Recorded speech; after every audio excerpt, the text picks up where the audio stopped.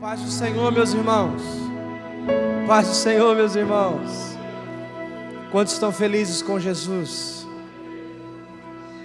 Irmão Max, hoje você quebrou o protocolo. Não foi eu, foi o Espírito. Essa casa é dele, você é dele. Todas as vezes que Jesus foi no templo, ele quebrou o protocolo. Sabia disso? Pior, Josué, todas as vezes que Jesus foi ao templo, ele arrumou confusão. Sabia que todas as vezes que Jesus foi ao templo, ele arrumou confusão? Você crê que Jesus está aqui? Então ele vai arrumar uma confusão aqui nessa noite.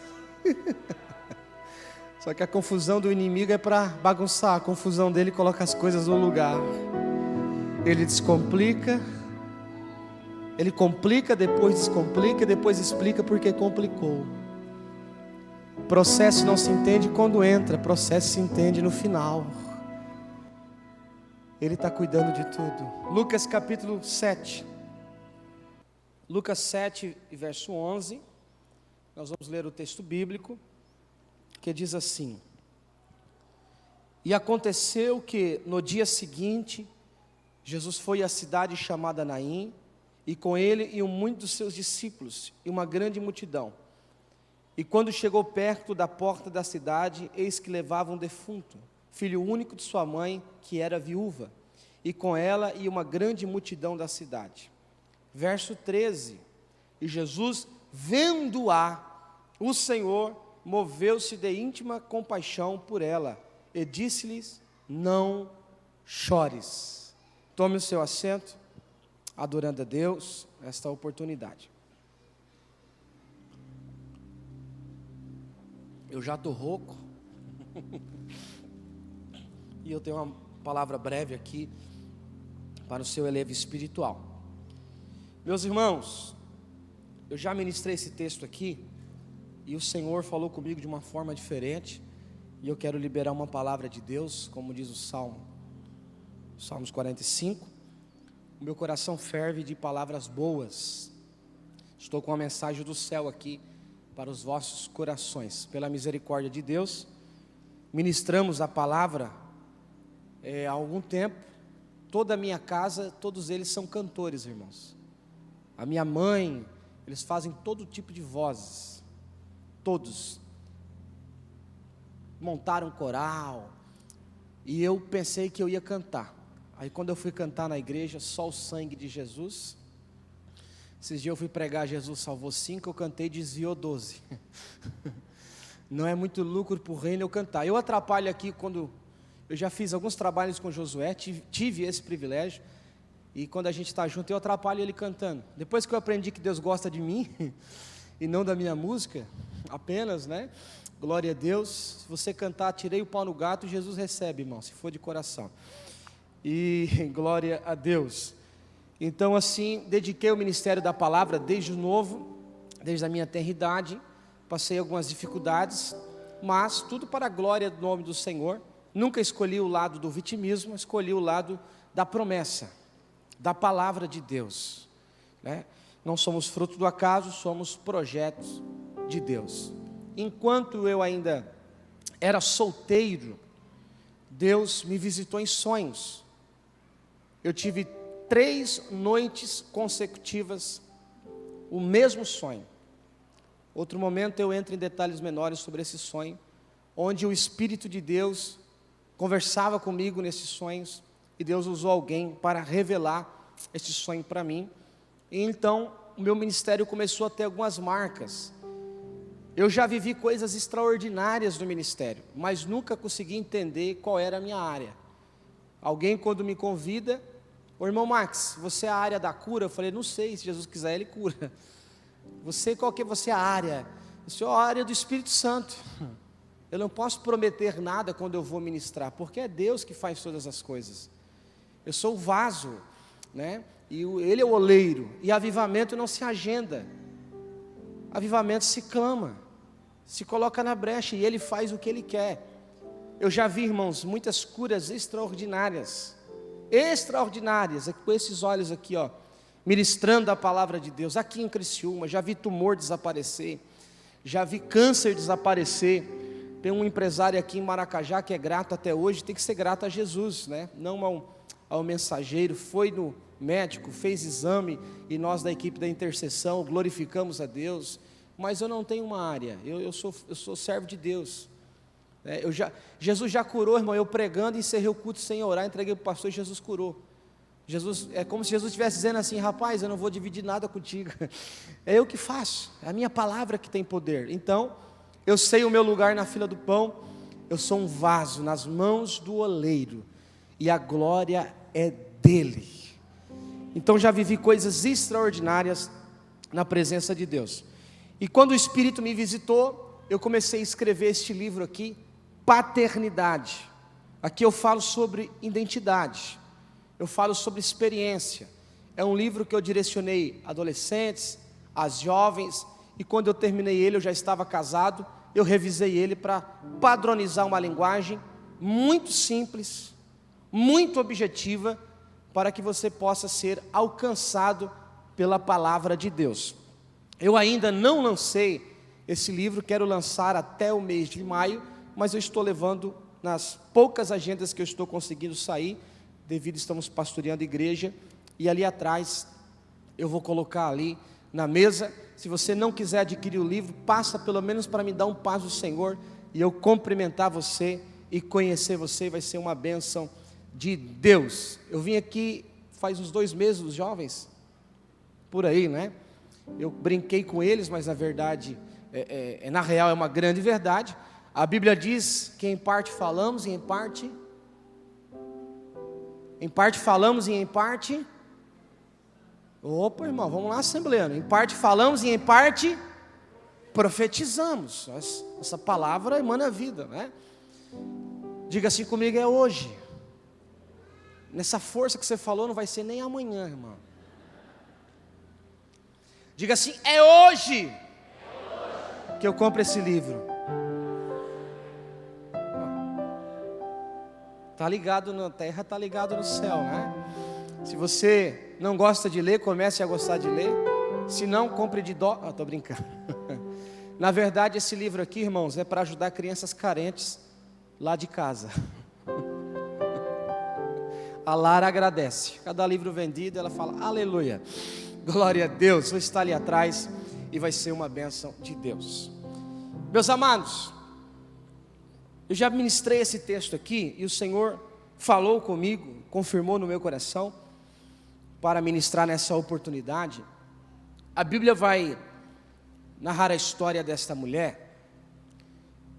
A Bíblia vai dizer que em certo momento, a Bíblia diz que em certo momento da sua vida, ela ficou viúva, ela perdeu seu esposo.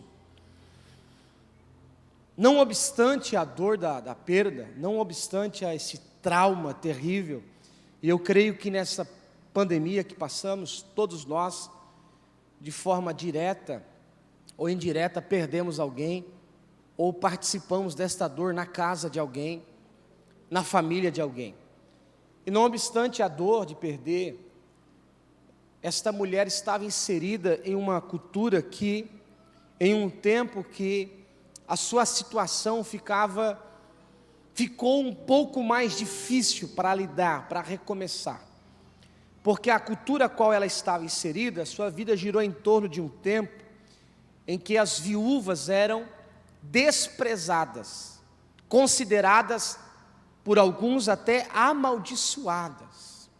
A viúva, a mulher, quando perdia o seu esposo, ela perdia a honra da casa, ela perdia a provisão da casa, ela perdia tudo. Quando a mulher perdia o seu esposo, ela perdia a visibilidade, ninguém mais lembrava dela, ela era escanteada. Aliás, as mulheres aqui nessa cultura, de certa forma uma cultura machista, onde Jesus veio para restaurar todas as coisas. Jesus não veio para levantar bandeiras, bandeira do feminismo, do machismo, não. Jesus veio para levantar pessoas. O cristão, ele não está aqui na terra para levantar bandeiras, está para levantar vidas. curar vidas. A nossa bandeira é a bandeira do Evangelho. Mas Jesus pelejou pelas mulheres. Jesus contou no seu ministério também com mulheres que sustentavam o seu ministério. Jesus usou mulheres e continua usando. Para os irmãos entenderem o quanto a mulher era desprezada, a mulher não tinha voz nem para ser testemunha. Por exemplo, se no centro da cidade acontecer um acidente e a polícia chegar no local para colher informações, para ouvir uma testemunha, e só tivesse mulheres, a polícia nem colhia as informações. Olha que coisa terrível, a voz da mulher não servia nem para ser testemunha, ela não era ouvida. Dentro do parênteses que eu abri, falando sobre a restauração de Jesus, e as irmãs podem dar glória a Deus com isso, que Ele mudou o quadro, Ele mudou a situação, tanto que quando Jesus ressuscitou, você sabe quais foram as primeiras pessoas que o céu escolheu para ser testemunha? Foram as mulheres. Ou seja, na terra, ali Jesus já quebrou o protocolo. Na terra vocês não têm voz, mas o céu vai dar voz para vocês. Elas foram escolhidas para ser as primeiras testemunhas. Os engraçadinhos, que não é o meu caso, dizem que Jesus escolheu as mulheres para a notícia escorrer mais rápido. Mas isso é coisa dos engraçadinhos, não é? A gente sabe que teve marido que olhou para a esposa assim, brincou, e ela não brincou com ele, e o negócio ficou feio. Glória a Deus. Mas nós sabemos que os céus escolheram as mulheres para restaurar. Então esta mulher, quando ela perde o seu esposo, ela perde tudo. Mas a Bíblia diz nas entrelinhas do texto, que este homem deixou uma grande herança. Que herança este homem deixou? Deixou um filho, que os filhos são herança do Senhor. E um filho varão, um filho homem. Então esta mulher agora decide recomeçar. Não é fácil a decisão de recomeçar, mas é necessário, é preciso. E você não recomeça a partir daquilo que você não tem. Não fique esperando coisas que você não tem, que não estão no seu campo de possibilidade para recomeçar. Faça como esta mulher, que ela recomeçou a partir daquilo que tinha dentro de casa, que era o seu filho. Então esta mulher voltou a sorrir, voltou a lutar, e ela transferiu para esse rapaz toda essa expectativa. Obviamente esse rapaz era tudo que ela tinha. Você percebe que até então ela não foi encontrada por Jesus, ela não esbarrou em Jesus, só que a sua vida, este primeiro cenário, que é o cenário sem Jesus, a sua vida foi regredindo, porque a vida dela estava nas mãos do esposo. Agora a vida dela vai para as mãos do menino, vai para as mãos do filho. Este menino agora ele é receptáculo de esperança, de provisão, de todas as expectativas possíveis. Esse menino agora é tudo que esta mulher tem. Mas, mãe que me ouve, eu não queria dar esta notícia. Infelizmente, como se diz por aí, o raio caiu 2 vezes no mesmo local, no mesmo lugar. A tragédia, mais uma vez, bateu na porta desta mulher. Ou pior, não bateu, porque a tragédia não avisa, a tragédia não bate na porta, a tragédia não liga para você se preparar. Você simplesmente um dia está bem, e no outro dia o seu chão some, e tudo se acaba. Assim é a vida da gente, nós estamos vulneráveis a estes acontecimentos, porque no verso 11 a Bíblia diz assim, e aconteceu.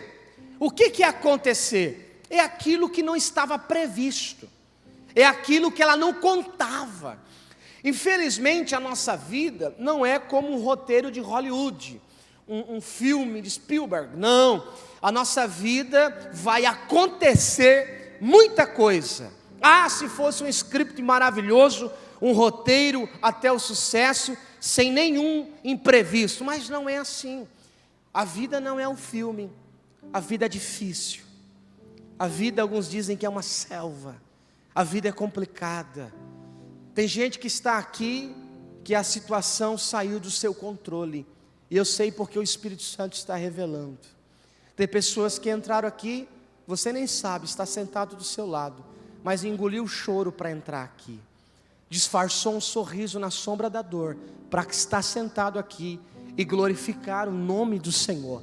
Porque muita coisa em 2022 aconteceram na sua vida. Então, esta mulher perde o filho. Agora, mais uma vez, ela perdeu tudo. Esse primeiro cenário sem Jesus, ela vai regredindo. E a Bíblia Sagrada nos informa que agora ela está num cortejo fúnebre, caminhando para o cemitério. Percebe como essa mulher vai regredindo? A sua vida estava nas mãos do esposo, vem para as mãos do filho, e agora tudo que elas têm está em uma espécie de uma maca, que alguns chamavam de esquife, um dos caixões, um dos estilos de caixões da época. Então tudo que ela tem está nesse esquife, caminhando para as mãos do coveiro. A sua vida estava nas mãos do esposo, veio para as mãos do filho, e agora os seus sonhos, tudo que ela tem, está caminhando para as mãos do coveiro, daquele que vai sepultar tudo o que ela tem. Só que a Bíblia diz, a Bíblia nos informa sobre outro acontecimento. Jesus entra na história. Jesus entra no cenário. Contrapartida, paralelo a este acontecimento, do outro lado está Jesus. Se você ler o contexto, Jesus se levanta e ele tem uma rota, ele tem uma agenda para cumprir. Como qualquer pessoa importante, qualquer líder, não sai sem uma agenda. Ele tem uma agenda para cumprir. E a Bíblia diz que no meio do percurso, Jesus mudou a rota. No meio do caminho, Jesus mudou a rota. Era como se Jesus dissesse para os irmãos aqui: eu preciso ir a Florianópolis. Como é que eu faço? Jesus, você vai pegar a 101 e você vai para Florianópolis. E Jesus pega a comitiva e coloca na 101. Só que de repente Jesus vai chegar ali em Laguna, em Bituba, e muda a rota. É de ferver a cabeça dos discípulos, né, irmão? Andar com Jesus era extraordinário. Era viver o novo todo dia. Jesus mudou a rota. E a sua rota agora é a pequena aldeia de Naim. O pequeno vilarejo de Naim. Naim era menor que um bairro de Tubarão. Naim era um vilarejo distante, desprezado. Não havia nada que atraísse a atenção de um turista. Naim não atraía os comerciantes. Não estava nas rotas dos comerciantes. Naim não estava na rota dos turistas. Naim não estava na rota do governo. Naim não estava na agenda do Estado. Naim não estava na rota dos empresários. Mas naquele dia, Naim estava na rota de Jesus. Desprezível sim, mas estava na agenda de Jesus. Esquecida sim, mas estava na agenda de Jesus. Sabe por que essa história não terminou com lágrimas e tristeza? Porque Naim estava na rota de Jesus. Naim estava na agenda de Jesus. Sabe por que você está aqui hoje sentado nessas cadeiras? Para adorar o nome do Senhor com saúde? Não é porque você é bom. Não é porque você é o melhor ou o mais bonitinho. É porque a sua vida estava na agenda.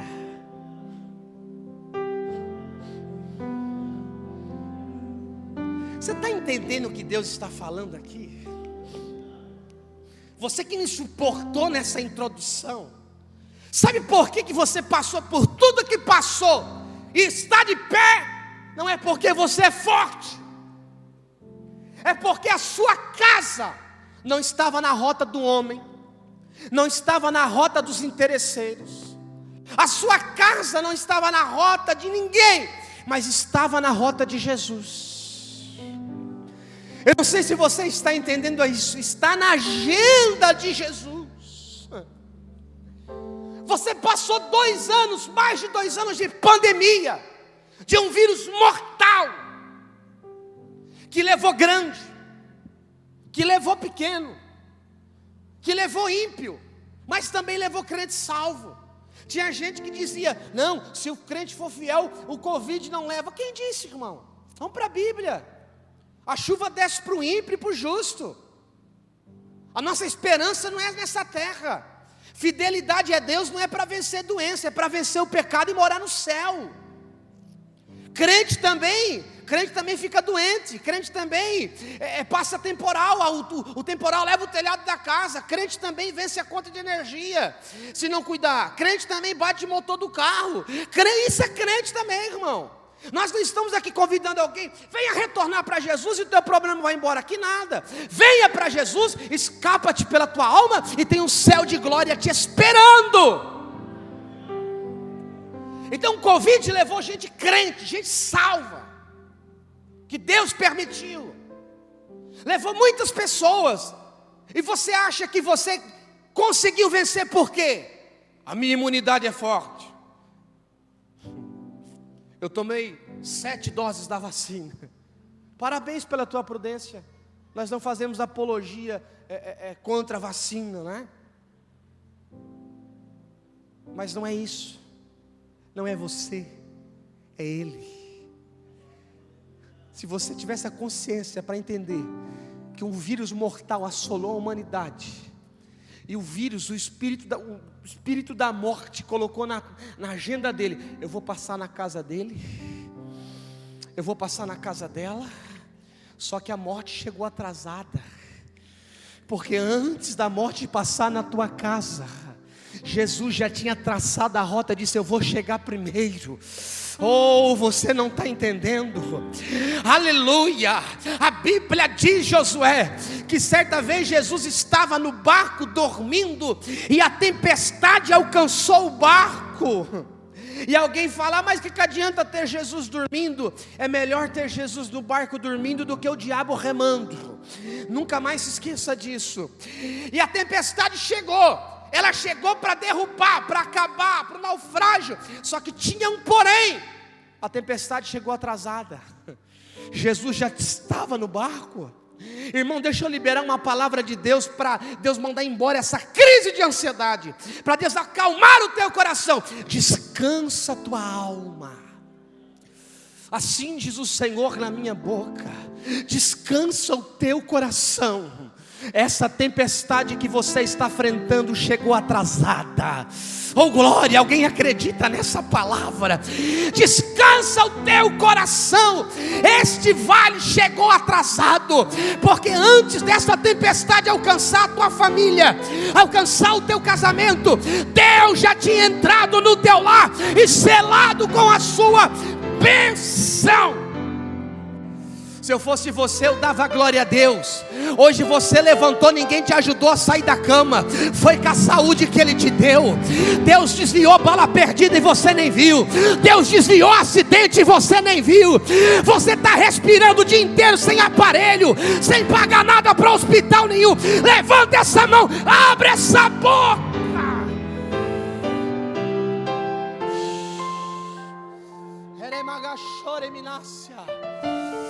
A tempestade chegou atrasada na tua casa, porque o dono da vida entrou lá. A tua sorte é que a tua vida está na rota de Jesus. Não é você que encontrou Jesus, porque o perdido éramos nós. Quando eu encontrei Jesus, é você que foi achado por Ele, é você que foi encontrado por Ele. Oh glória ao nome do Senhor.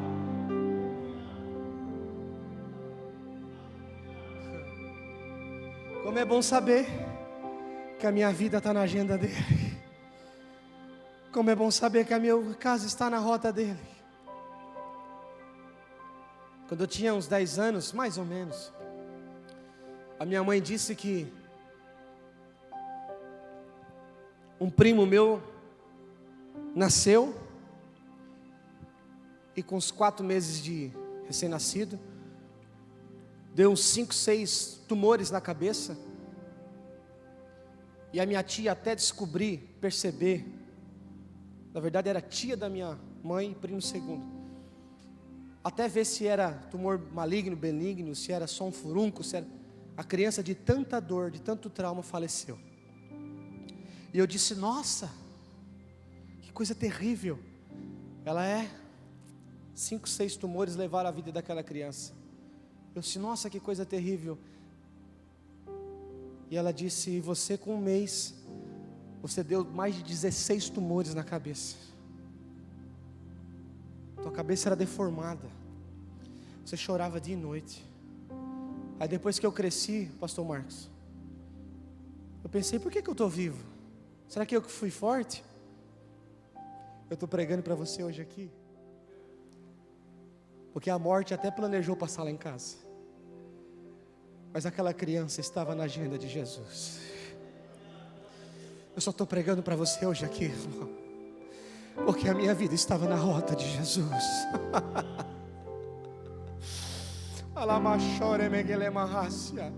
Tem algumas pessoas aqui que eu vejo o anjo da providência chegando na tua casa, chegando no teu lar. Pastor, eu não creio, eu estou pregando é para quem crê. Eu não movo um pé pelos incrédulos, eu não ando um passo por causa de incrédulo. Eu prego para quem crê. Pelos olhos da fé eu vejo um anjo da resposta de Deus visitando a tua casa nesta noite. É para quem crê.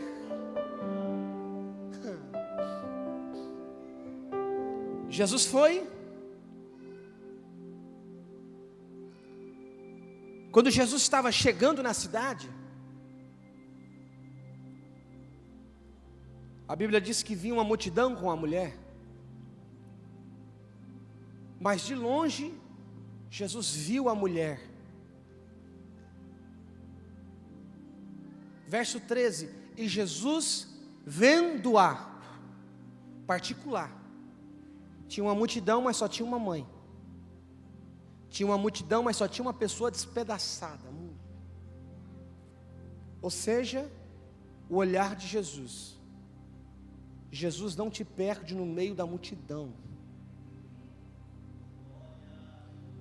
Ele sabe de tudo. Ele está vendo tudo. Ele está observando. Ele não te perdeu de vista. Ele está te observando, calma. Lembra de Gideão? Gideão era um homem que estava malhando trigo no lagar. Malhar trigo se malha na eira, que é um espaço amplo, grande. Mas por causa do tempo de perseguição, opressão, humilhação, ele estava possivelmente dentro de uma caverna, de um buraco. Juízes capítulo 6, verso 2, eles cavaram para si covas, fortificações nas cavernas para se esconderem. Estava lá oprimido, malhando trigo num lugar pequenininho, tirando as imperfeições do trigo, cheio de dúvidas, cheio de problema.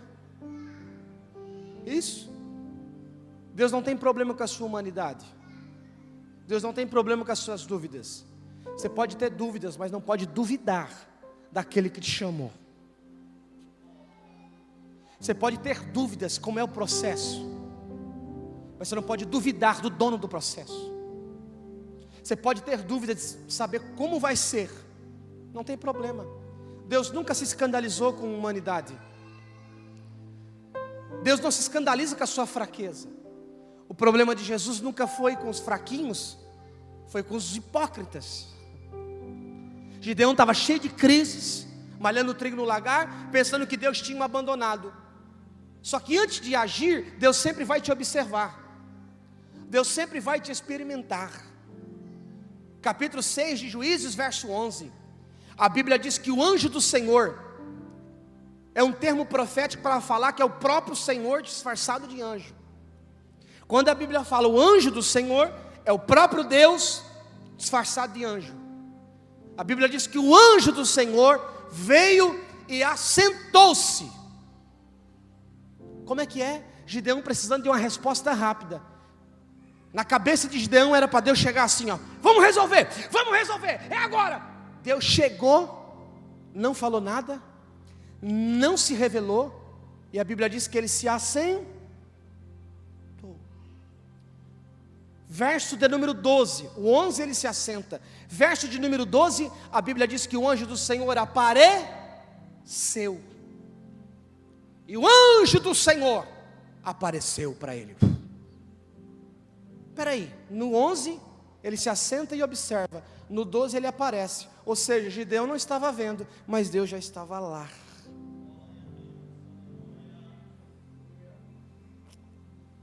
Você não está vendo, mas Deus já está lá. Você não está vendo, mas Deus já está te observando. A Bíblia diz que o anjo do Senhor veio e assentou-se e ficou observando Gideão. Tem gente aqui, pastor, que está na observação de Deus. Tem gente aqui que está me ouvindo, que está no tempo da observação de Deus. Você não está vendo Ele, mas Ele está te vendo. Ele não te perdeu no meio da multidão. E como diz aquele hino da Cassiane, quando Ele fica em silêncio,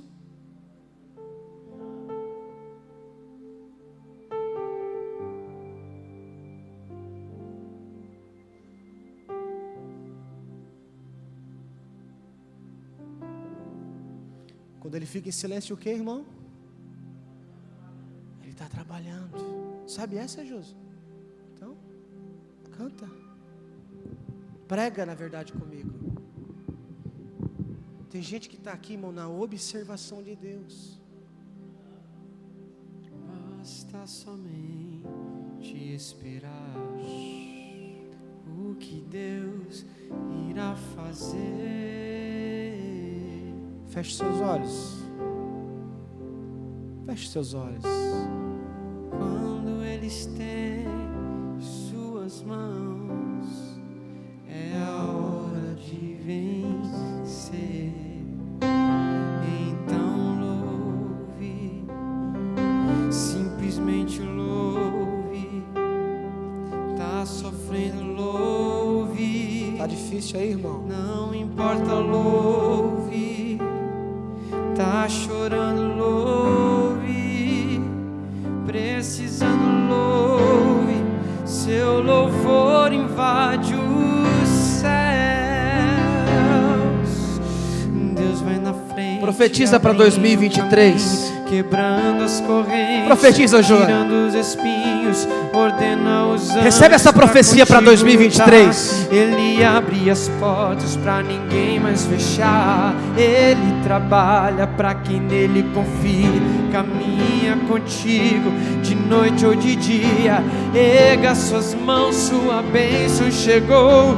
Comece a cantar com muito louvor. Com muito louvor. Com muito louvor. Com muito louvor. A gente precisa entender. A gente precisa entender O que Deus está falando. O que Deus está falando. E quando Ele fica, irmão, ó, quando Ele fica em silêncio, é porque está trabalhando. basta, cante. Basta somente esperar. Isso é profecia para quem crê. O que Deus irá fazer. Isso é profecia para quem crê, para quem pega nesse ambiente espiritual. Quando Ele estende suas mãos, é a hora de vencer. Então louve, simplesmente louve. Tá chorando, louve. Precisando, louve. Tá sofrendo, louve. Não importa, louve. O seu louvor. Levante as suas mãos aos céus e recebe essa profecia para esse ano. Recebe. Deus vai na frente, abrindo o caminho, quebrando as correntes. Eu creio. Os espinhos, ordena os anjos para contigo lutar. Eu creio. Ele abre as portas para ninguém mais creio. fechar. Ele trabalha para quem nele confia. Caminha contigo de noite ou de dia. Erga suas mãos, sua bênção chegou. Comece a cantar com muito louvor, com muito louvor, com muito louvor, com muito louvor, com muito louvor.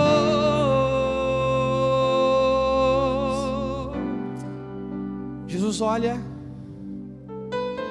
observa e vendo-a, moveu-se de íntima compaixão, porque ele não é um robô. Jesus não é uma máquina. Não, Ele é o teu Pai. O Senhor é o teu Pai. Ele não está indiferente à tua situação. Ele está te observando. Ele está vendo como você vai se portar durante a crise. Deus não está preparando uma bênção para você. O que é seu já está pronto. A tua bênção já está pronta. O que é seu esse ano já está preparado, te esperando. Ele está preparando é você para o milagre. Ele está forjando é você para a bênção.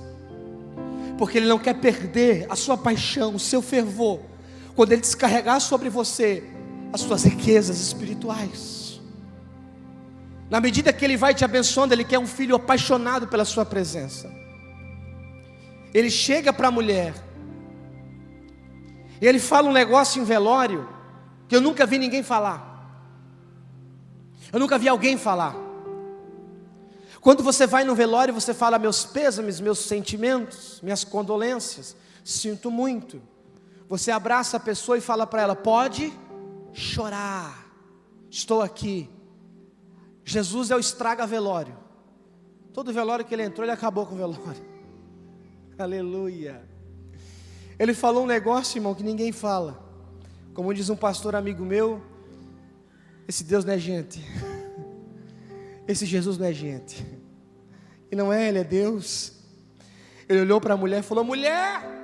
Ela olhou para ele e ele disse, não chores.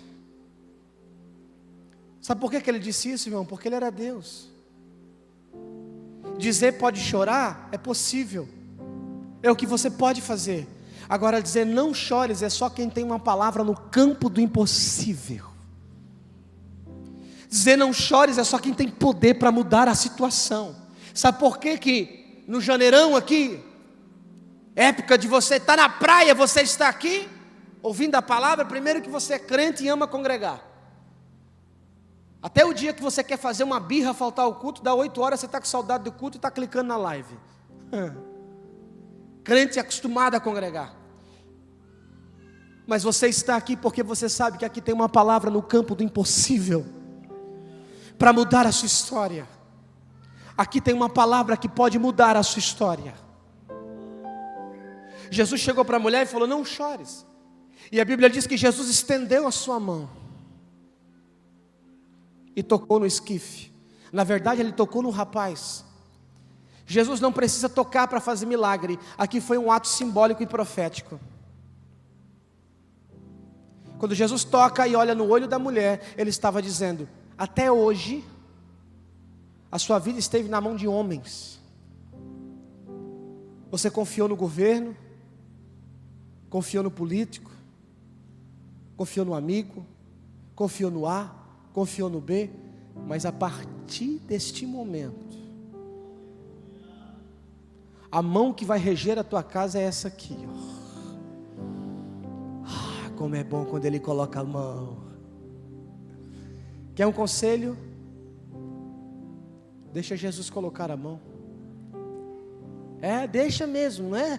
Está emocionado no culto, fala, tudo entregarei. Aí amanhã pega de volta. Aí amanhã quer botar a mão. Para de ser manipulador. Ô, irmã, para de ser manipuladora. Sai, Eva, nasce a nova criatura. Morre Adão, nasce Jesus nesse coração. Deixa ele colocar a mão. Quantas irmãs aqui dirigem? Levante as mãos. Vocês gostam que quando vocês estão dirigindo, o marido fica assim, olha o quebra-mola, olha o retrovisor, olha o motoqueiro, olha o sinal, mantenha a distância, liga o farol. As irmãs gostam? Os irmãos que dirigem, vocês gostam dessa situação, não? Por que você faz assim com Jesus? Não dá para dar glória e falar, ai, aleluia. Por que você diz que ele está no volante e fica dando pitaco? Não, aqui o Senhor não mexe. Meu irmão, esse é o ano dele mexer em tudo. Esse é o ano dele colocar a mão em tudo. Você é templo e casa do Espírito Santo. Ele vai mexer em tudo, até no quartinho da bagunça. Até naquele canto que você fala, não, esse canto aqui está mofado, está escuro. Ele vai abrir a porta, o sol da justiça vai entrar, o mofo vai sair. Oh glória, eu estou sentindo a presença de Deus aqui nesta noite. Se coloque em pé em nome de Jesus. 8h40, eu quero orar por você. Eu vim aqui com uma mensagem só. Eu vim aqui só para lembrar vocês de um texto e dar só um conselho que o Espírito Santo mandou dar. Deixa ele colocar a mão. Viva para ele. Viva de verdade para ele. Vai para o tudo ou nada. Sirva o Senhor com alegria. Sabia que esse pode ser o último ano da igreja na face da terra? Sabia? Jesus está voltando. Aquele que é limpo, limpe-se mais. Mande embora toda a frieza espiritual. Venha para o altar. E Deus tem uma nova história para você. Essa história não vai terminar com lágrima e morte e pranto, não. A tua história vai terminar com celebração de alegria. E você vai levantar as mãos e dizer, só o Senhor é Deus. Bendito é o nome do Senhor que mudou o cenário na minha casa. Se em algum momento essa palavra falou com você, ou se em algum momento você recebeu alguma profecia que foi liberada aqui, sai do seu lugar e corre aqui na frente e venha colocar propósitos diante do Senhor.